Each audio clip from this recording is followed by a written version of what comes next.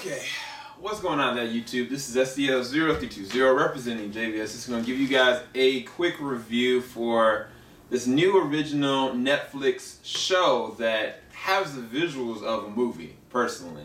Name of this is Altered Carbon. How do I describe this? Think like Blade Runner / Ghost in the Shell in terms of look and scope and futuristic environment, but at the same exact time, like very rated R.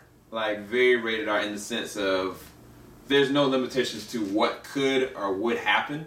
And from a conceptual standpoint, it's actually very riveting because you got the main character. I'm gonna get his name wrong. Just gonna give you a heads up because I don't even know all the characters' names at all. But I think it's Takeshi. Is who the main character is that Joel Kinnaman is playing. Joel Kinnaman, if you know, from Suicide Squad, RoboCop.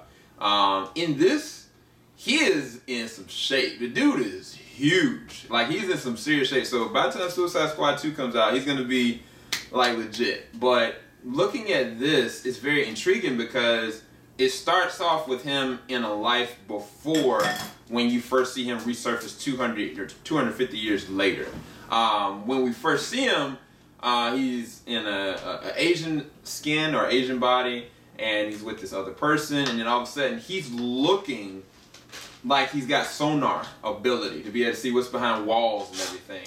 And you start to understand that there's something more to him than just being a simple assassin. Like, he's from a specific lineage, and he's from a certain set of people that predates, you know, certain things. And it's just very intriguing because when he comes out, like, most of the time they said that, you know, they have to literally get a person acclimated, take the tube out of their throat, go and wash them off. He literally wakes himself up, gets on them, beats them down. It's like, what time am I at? Where am I?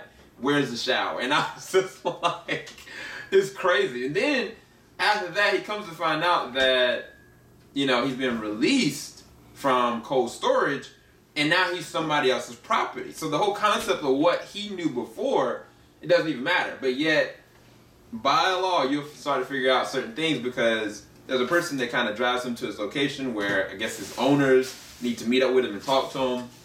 And you come to find out the person that was in the car with him is a detective. The detective sees his rap sheet and she is just like freaking out about it.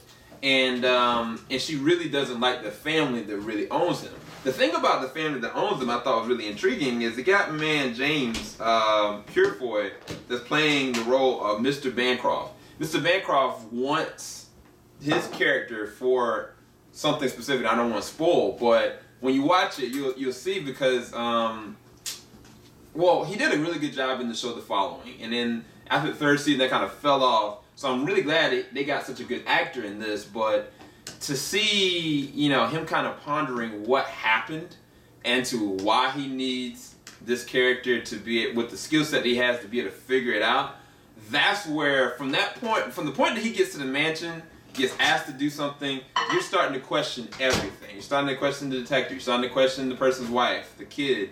And then even then, he's really reluctant to even take the case. And so when he goes back, he just goes on this bender, you know, kind of denying himself of like, look, I can't do this. This is not my world kind of situation. And then you get into some crazy action. I mean, well, I'll say this. The choreographed action and the way that the action is shot from a cinematography standpoint is dope. If the whole series is like this, it's going to be a marvel just to watch. But this is very rated R. There's a lot of nudity. There's a lot of language. There's a lot of blood. It hasn't been any dismemberment yet, but I wouldn't put it past it just because you haven't seen how people their consciousness is transferred and changed.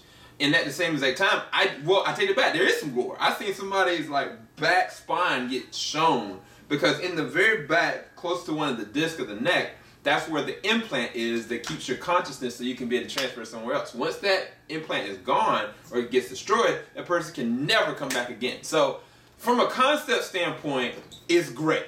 From a visual standpoint, for a show, this is like movie caliber. There are moments where it kind of gets a little cheesy, probably in the scripting and the dialogue when it comes to the two detectives. But Joel is committing to it. He's doing a really good job. Some of the overlying dialogue when he's kind of being talked to or talked at by other people kind of like fizzes out. But I tell you what got me was when he got to the hotel. After that point, I was like, this is crazy. This is legit crazy. So, I mean, for me, first episode, I don't want to give it a 10 to be biased. I just say it was great.